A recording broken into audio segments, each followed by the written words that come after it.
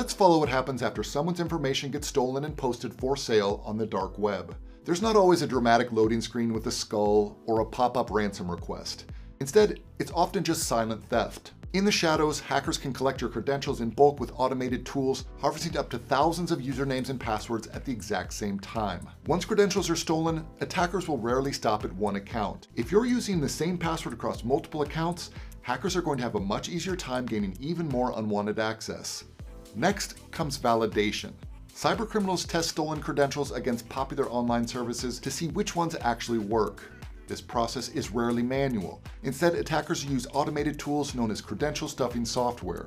These tools rapidly attempt large volumes of stolen username-password combinations across common platforms like email, banking, or social media sites. Valid credentials are then separated from inactive or incorrect ones and sold at a higher value. Valid accounts are worth much more money. Once verified, the data is bundled into lists called dumps. These dumps are advertised on dark web marketplaces and forums. Sellers describe what's included, and prices vary on freshness, account type, and how damaging access could be. An individual streaming account might cost pocket change, but corporate access could cost up to thousands of dollars.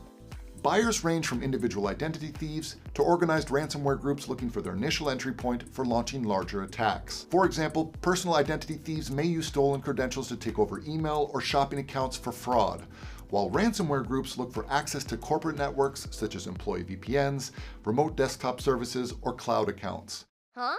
No matter who ends up on the receiving end, the outcome can be devastating. According to reports, the dark web economy thrives on speed and repeat success. The faster data is sold, the harder it is to stop misuse or catch the attacker before the next sale. Victims often don't even know their data is compromised until accounts are drained of their values or locked entirely.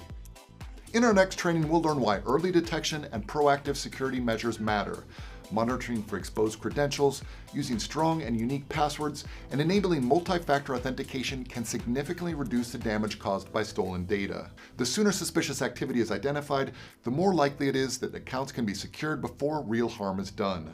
Stay tuned.